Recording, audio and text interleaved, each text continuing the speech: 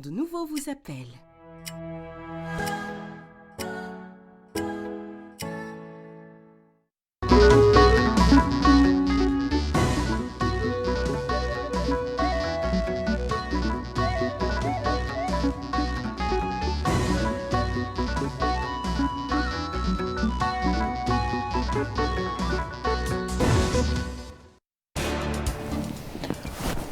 Le Premier ministre présente devant le Parlement le bilan de l'action du gouvernement pour l'année 2023 et les grandes lignes de son programme pour 2024.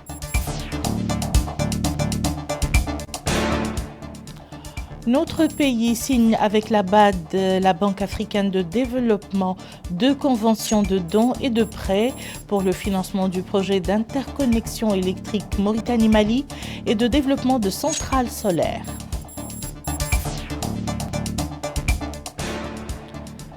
La délégation générale à la solidarité nationale et à la lutte contre l'exclusion Ta'azur inaugure plusieurs infrastructures et des projets d'énergie solaire au Guidi Mara.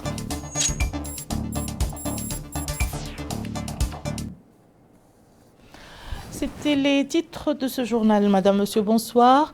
Le Premier ministre, Monsieur Mohamed Bilal Messoud, a présenté ce jeudi son rapport annuel devant le Parlement, réuni en séance plénière sous la présidence de M. Mohamed Ould-Meguet, président de l'Assemblée nationale. Le rapport retrace les grands acquis du gouvernement pour l'année 2023 et définit les grandes lignes de son programme pour 2024. Le point avec Bokar Baylaba. Ministre M. Mohamed Ould-Bilal Messoud a d'emblée renouvelé l'expression de ses vifs remerciements pour l'appui précieux que les parlementaires ont voulu apporter aux réformes engagées par le gouvernement, conformément aux orientations stratégiques du président de la République, M. Mohamed Ould-Cheikh El-Ghazouani. Il a déclaré que le gouvernement a continué durant l'année écoulée et sans relâche à juguler les effets négatifs des conjonctures mondiales et régionales sur la population, notamment les plus vulnérables, d'une part, et réformer d'autre part les différents secteurs de l'économie afin de la rendre plus résiliente et de l'orienter vers davantage de création d'emplois et de réduction des inégalités. M. Mohamed Ould-Bilal Messoud a indiqué que l'économie a enregistré des performances solides en 2023 avec une croissance estimée à 4,8% malgré les chocs mondiaux et régionaux. Et cela s'est traduit par une diminution significative de l'inflation. Il a indiqué que le gouvernement est resté actif et vigilant sur plusieurs fronts en 2023. Un gouvernement qui a continué à gérer au mieux la problématique mondiale de la hausse des prix des denrées de première nécessité, des hydrocarbures et de l'approvisionnement continu des marchés, l'accès des citoyens aux services sociaux de base, la sécurité des citoyens et de leurs biens. Par ailleurs, le Premier ministre a souligné que des efforts soutenus ont été déployés pour assurer plus d'équité et de justice sociale, accélérer les réformes et la mise en œuvre de projets structurants de soutien à la croissance. Malgré la conjoncture internationale qui est restée difficile, le Premier ministre a déclaré que le gouvernement s'est investi avec détermination à finaliser la mise en œuvre du programme politique sur la base duquel le président de la République a été élu. Pour le Premier ministre, l'objectif recherché de bâtir une économie résiliente et engagée sur le chemin de l'émergence, conformément aux engagements du président de la République, exige la continuation des réformes de gouvernance économique, financière, monétaire et environnementale, le développement des secteurs productifs et la généralisation des infrastructures de soutien à la croissance. Sur le plan de la gouvernance économique, le Premier ministre a indiqué devant les parlementaires que la consolidation des acquis de la reprise économique et de la stabilité macroéconomique sont des leviers sur lesquels le gouvernement a continué à agir en optimisant les dépenses dans les domaines de la protection sociale et des infrastructures. Il a précisé que la réforme des marchés publics à travers le processus de dématérialisation des procédures se poursuit et la stratégie nationale de lutte contre la corruption a été finalisée et adoptée. Il a rappelé que ce projet s'appuie sur une vision économique et sociale ambitieuse qui s'articule autour de plusieurs axes. Un État fort, moderne et au service des citoyens, une économie résiliente et engagée sur le chemin de l'émergence, un capital humain valorisé au service du développement, une société fière de sa diversité et réconciliée avec elle-même. Le Premier ministre a déclaré que le présent rapport présente le bilan des actions les plus déterminantes menées dans chacun de ces axes pour l'année écoulée et esquisse les grandes lignes des mesures et chantiers qui seront lancés, poursuivis ou finalisés en 2024. Dans le domaine de l'assistance sociale aux groupes vulnérables, il a affirmé que des actions importantes ont été réalisées. Il s'agit de la prise en charge totale des frais de soins au profit de plus de 260 malades indigents évacués à l'étranger et de 3100 autres dans les hôpitaux nationaux, la prise en charge des frais de séance de dialyse au profit de 930 malades indigents s'est poursuivie avec des transferts monétaires mensuels et réguliers et l'assistance sociale à 5340 malades chroniques par des transferts monétaires mensuels. Il a rappelé la mise sur pied en cours d'un mécanisme administratif pour fournir des médicaments subventionnés aux dialysés et autres malades chroniques, l'assistance sociale au profit de 1100 personnes âgées et malades chroniques ou handicapées dans les vilayas du Gorgol, Assaba, Trarza, Adrar, Tagant et Guidimaha. Ces actions et programmes se poursuivront cette année par la mise en œuvre des programmes d'assistance, de protection et de solidarité sociale en faveur des groupes sociaux les plus vulnérables. Il a indiqué qu'un État fort, moderne et service du citoyen est l'esprit du projet de société porté par le président de la République. Devant les parlementaires, le Premier ministre, M. Mohamed Bilal Messoud, a déclaré que la réforme de la justice constitue une priorité absolue du président de la République. Elle s'est concrétisée par l'adoption des résultats des États généraux de la justice et le suivi de leur mise en œuvre dans le but de créer les conditions appropriées pour permettre à l'appareil judiciaire de jouer pleinement son rôle dans un état de droit. Il a souligné que la réhabilitation des enfants en conflit avec la loi et l'effort de sensibilisation autour du phénomène de la délinquance juvénile se poursuivent et seront renforcés cette année. En vue de faire face aux différentes formes de violence dont les femmes sont de plus en plus victimes, il a indiqué que le projet de loi Karama permettra d'offrir un outil juridique supplémentaire pour protéger les victimes et réprimer les auteurs de tels actes. Il a rappelé que plusieurs caravanes de sensibilisation aux droits des femmes et des filles ont été organisées dans plusieurs vilayas avec l'installation d'un bureau de réception des plaintes.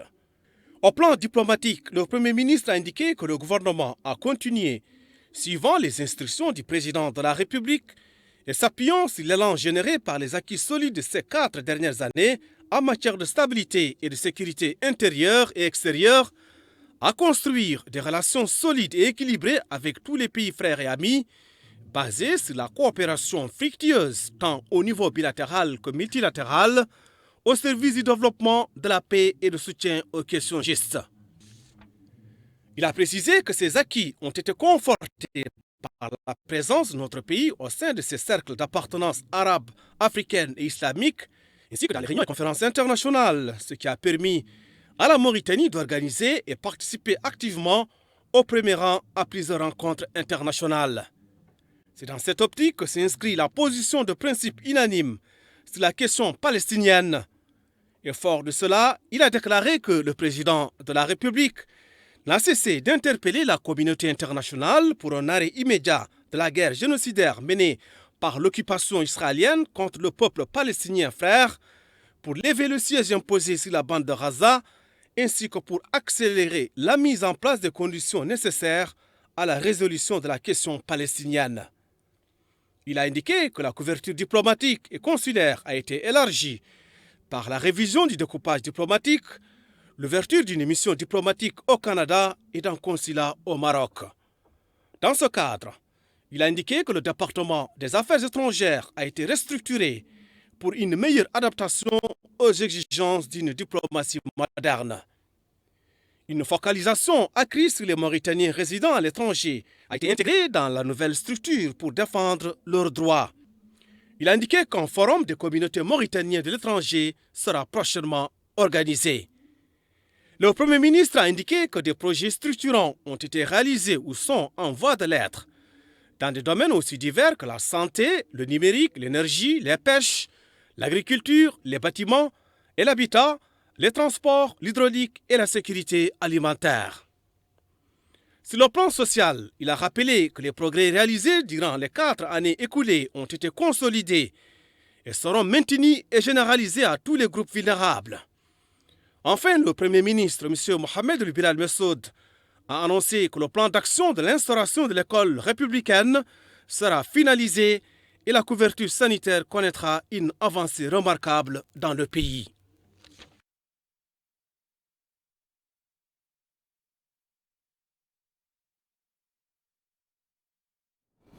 Et la conférence des présidents de l'Assemblée nationale s'est tenue aujourd'hui sous la présidence de M. Mohamed Bamba Maguette, président de l'Assemblée. Le gouvernement était représenté à cette réunion par le ministre de la Culture, de la Jeunesse, des Sports et des Relations avec le Parlement, Ahmed Sid Ahmed Ledja. La conférence des présidents a décidé de programmer les prochaines séances de l'Assemblée nationale.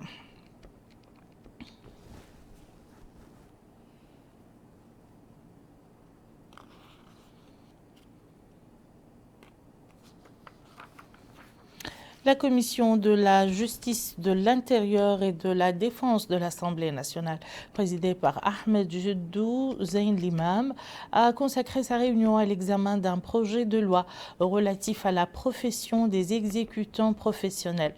Le ministre de la Justice, M. Mohamed Mahmoud El-Cheikh Abdallah El-Bouye, a souligné l'importance des dispositions fondamentales du projet de loi, indiquant qu'il vise à organiser la profession, à clarifier les modalités de son exercice et à définir le domaine de compétences régionales de chaque organe d'exécution.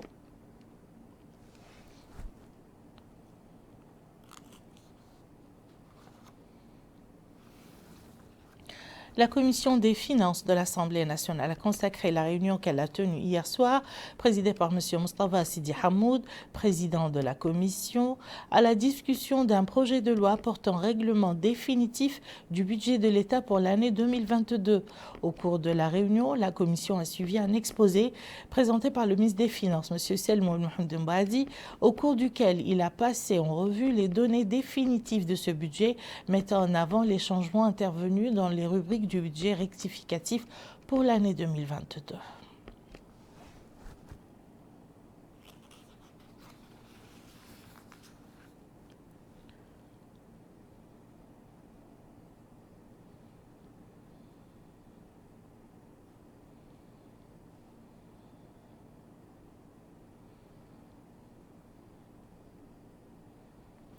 L'Assemblée nationale a approuvé lors d'une séance publique tenue hier après-midi, sous la présidence de M. Mohamed Bamba Maguette, son président, un projet de loi qui abroge et remplace certaines dispositions de l'ordonnance numéro 2005-006 du 29 septembre 2005 portant création de l'assurance maladie. Yedel Fall nous en dit plus.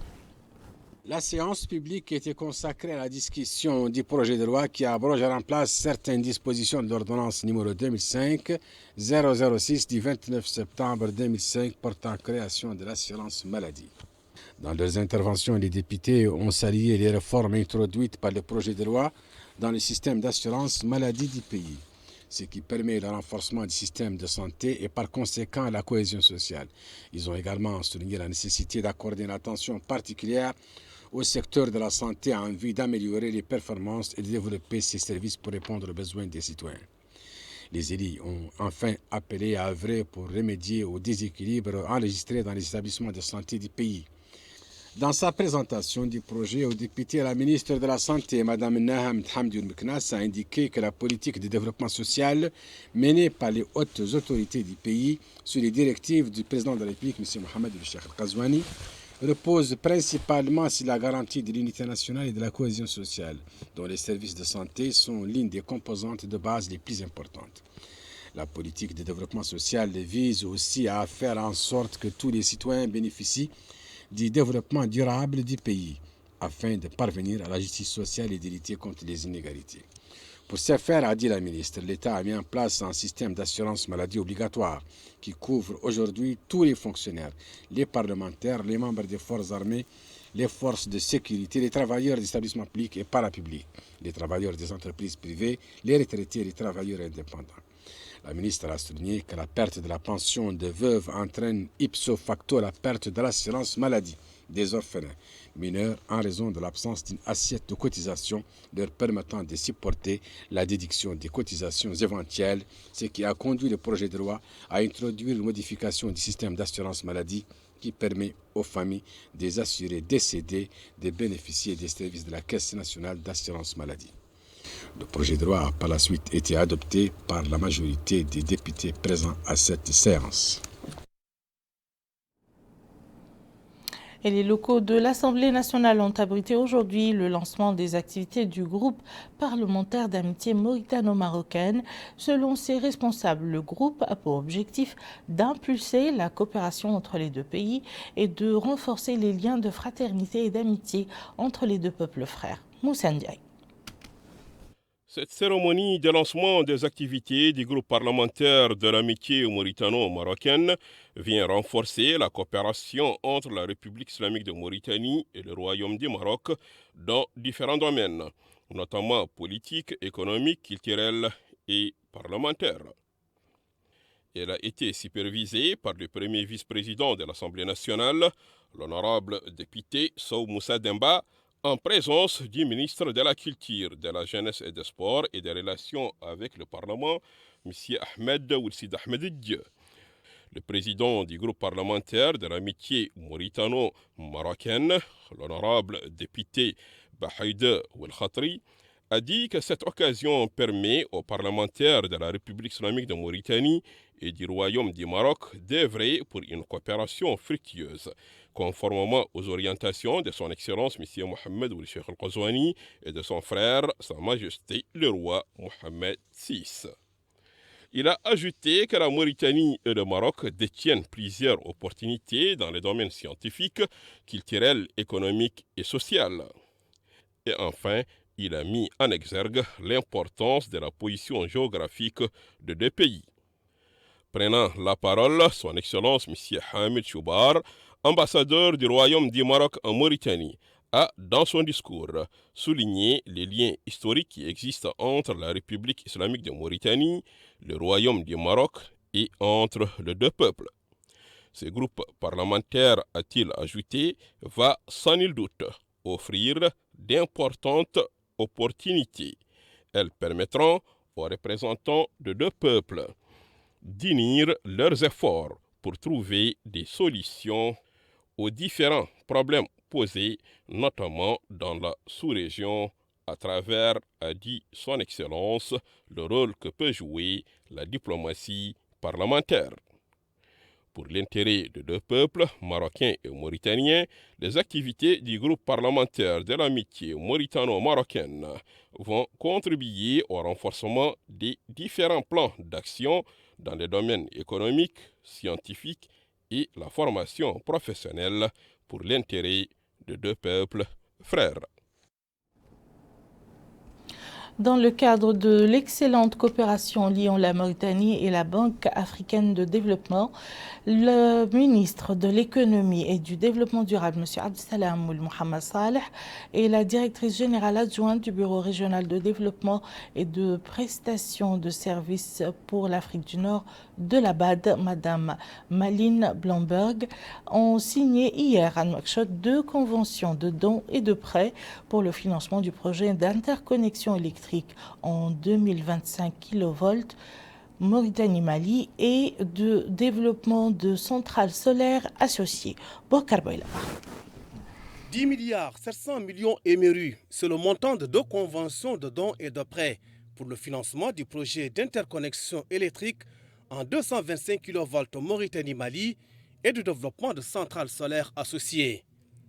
Et à cette occasion, le ministre de l'économie et du développement durable, Abdessalam Ould Mohamed Salah, a exprimé à la Banque africaine de développement les vifs remerciements du peuple et du gouvernement mauritanien pour le niveau et la qualité de son engagement auprès de notre pays en vue d'asseoir les bases d'un développement socio-économique durable. Pour la Banque africaine de développement BAD, ce projet permettra de favoriser les échanges d'énergie électrique entre la Mauritanie et le Mali. Ce projet devrait ainsi permettre de raccorder près de 3 300 ménages, soit plus de 27 000 bénéficiaires, dont plus de 50% de femmes.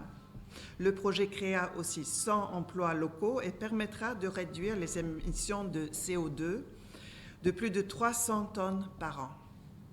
Pour conclure, j'aimerais souligner la signature aujourd'hui des accords de financement de ces deux projets vient confirmer l'excellence du partenariat qui nous lie. Permettez-moi donc encore une fois, Excellences Messieurs les ministres, d'adresser les remerciements de la BAD pour les excellentes relations de coopération qu'elle entretient avec votre pays et pour l'intérêt que vous accordez à notre institution.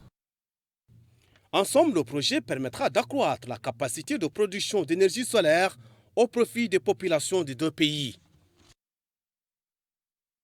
Le ministre de l'Éducation nationale et de la réforme du système éducatif a organisé hier soir à l'école, a organisé à l'école normale des instituteurs de Nouakchott une manifestation pour commémorer la journée mondiale de l'éducation sous le slogan Réforme de l'éducation, opportunités et défis. Yadali Fall. C'est sous le thème Réforme de l'éducation, opportunités et défis que le ministère de l'Éducation nationale de la réforme du système éducatif a organisé à l'école normale de Nouakchott une manifestation pour commémorer la journée mondiale de l'éducation. Supervisant l'événement, le ministre de l'Éducation nationale de la réforme du système éducatif, M. Mokhtar Ould Dahi, a souligné que l'éducation joue le rôle du cœur dans le corps de l'État.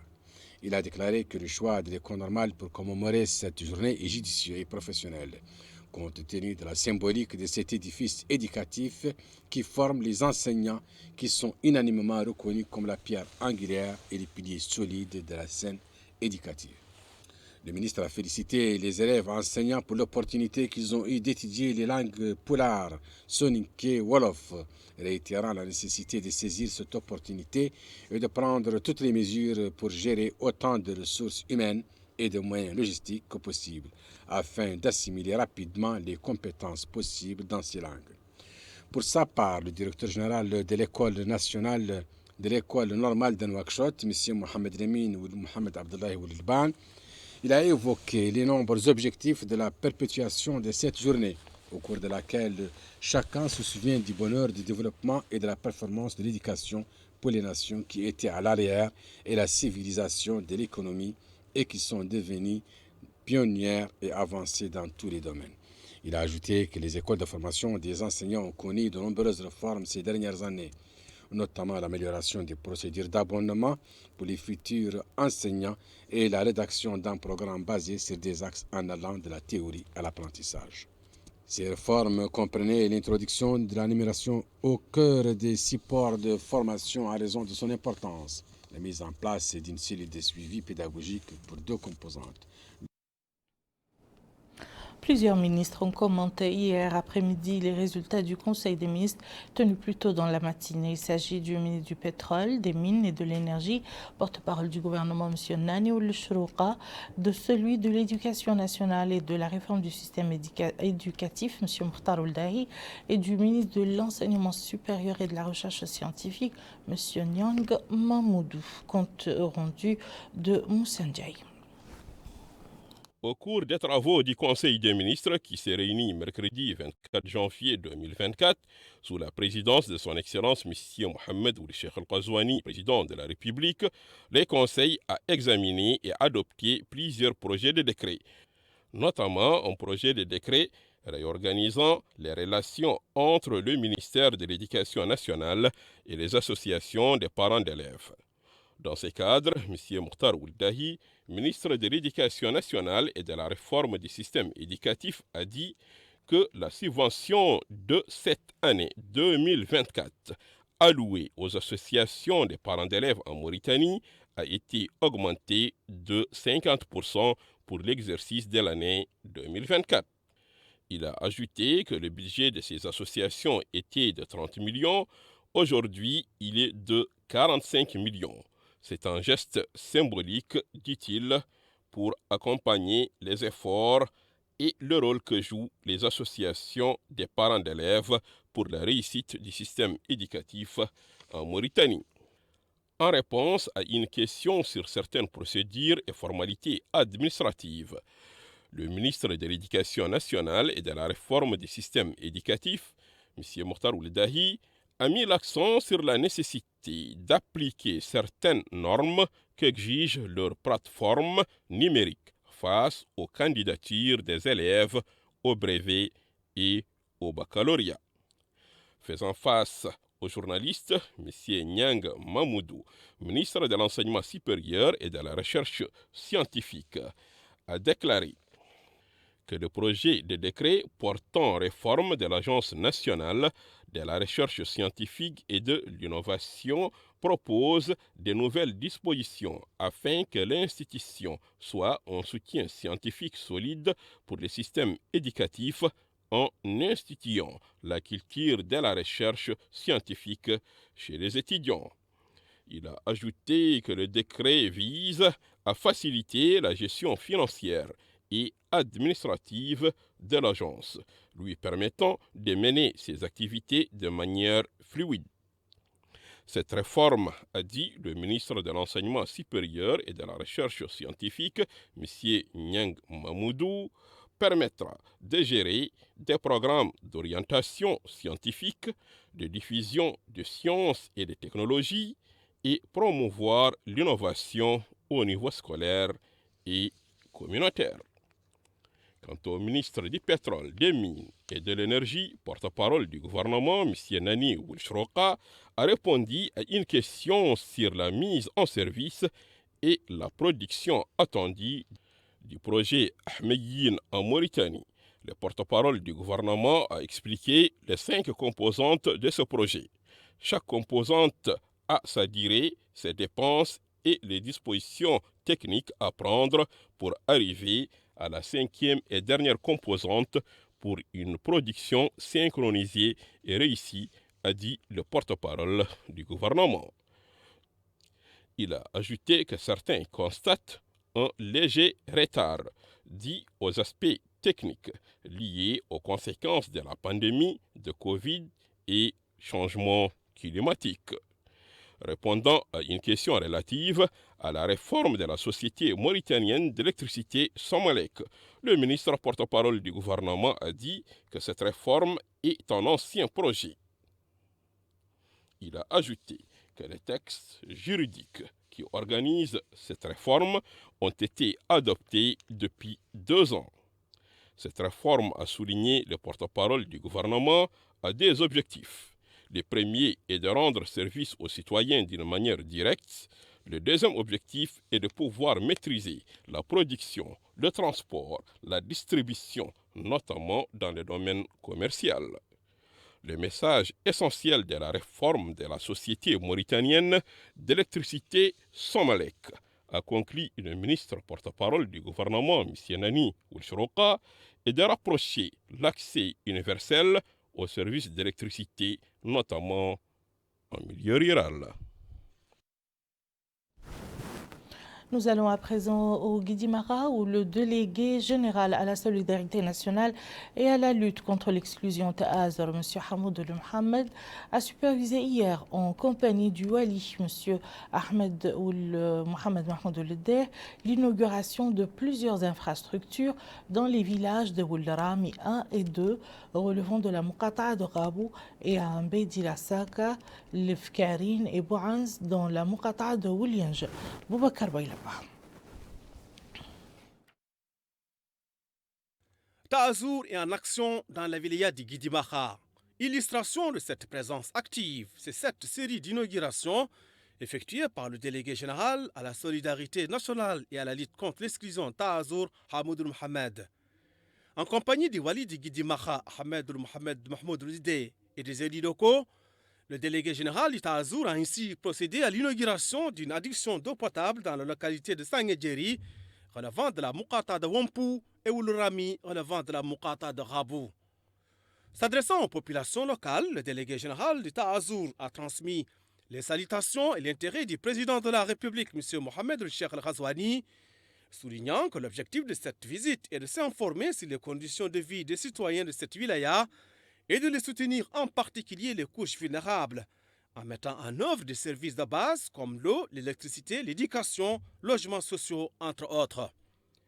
Le coordinateur du programme, Sheila Ahmed Lafdal, a souligné l'importance des actions mises en œuvre par Taazour destinées à améliorer les conditions de vie des populations locales, notamment les familles démunies.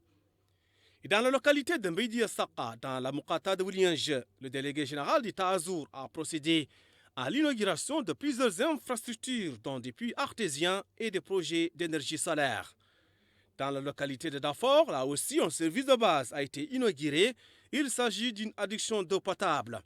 Et dans la localité de Bouan, c'est tout un réseau électrique qui a été mis en œuvre. Et cela a été accompagné par la remise dans l'eau de cartes d'assurance maladie aux personnes nécessiteuses. Et à cette occasion, le délégué général à la solidarité nationale et à la lutte contre l'exclusion, Hamoud Mohamed, a souligné la nécessité d'incarner les valeurs de Taazour et de cohésion entre toutes les composantes sociales. Et cela fait partie des valeurs de solidarité. Enfin, il a rappelé le vaste programme mis en œuvre par Taazour destiné à améliorer les conditions de vie des couches vulnérables.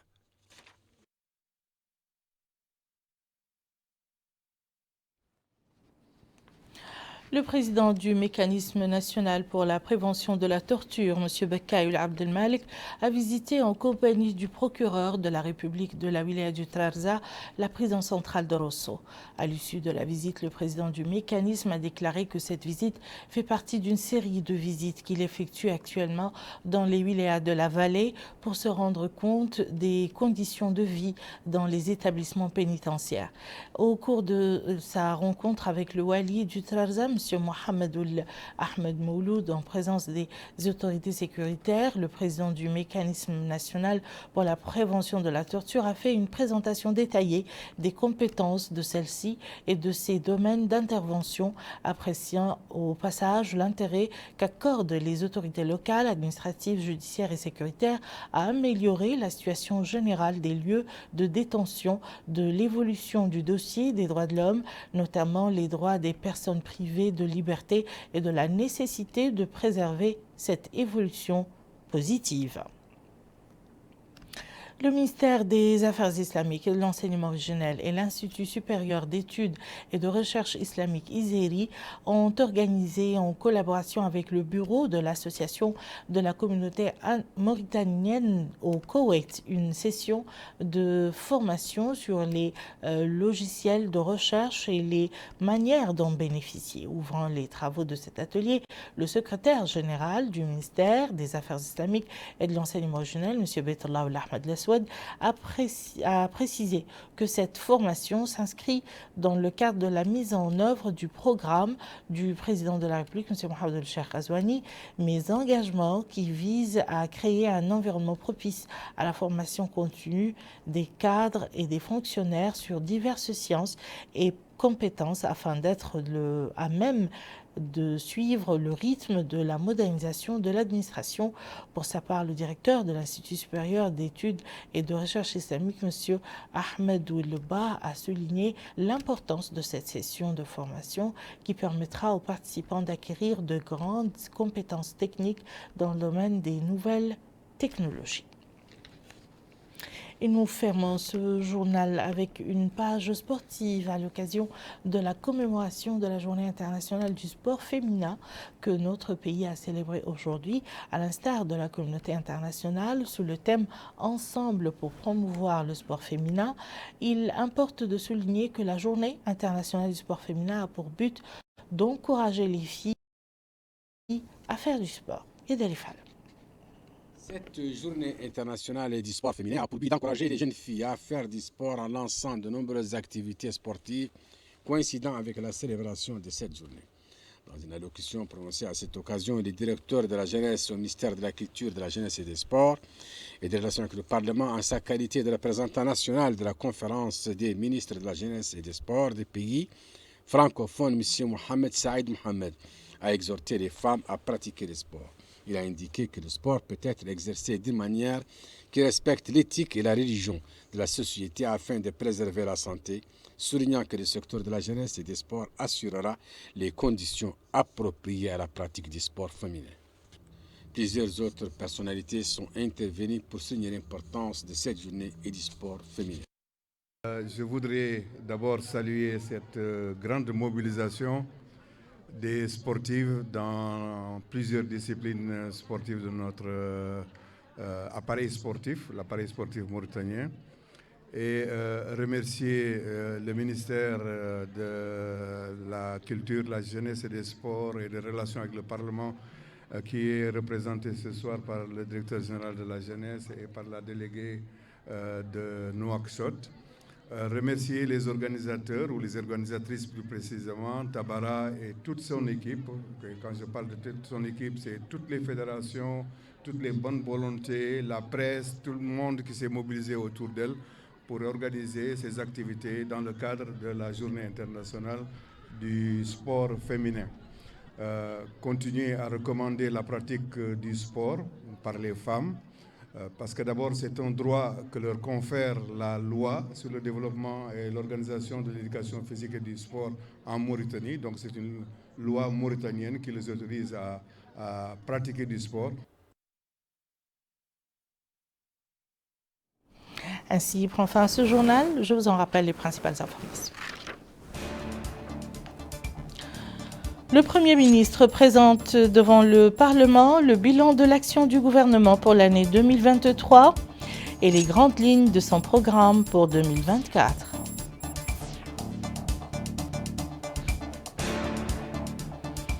Notre pays signe avec la BAD, la Banque africaine de développement, 2 conventions de dons et de prêts pour le financement du projet d'interconnexion électrique Mauritanie-Mali et de développement de centrales solaires.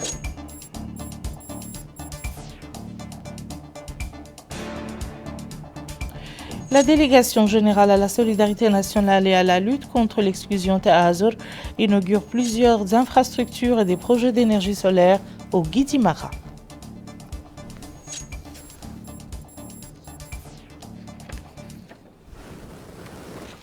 Merci, Madame, Monsieur, de nous avoir suivis. À très bientôt, Inch'Allah.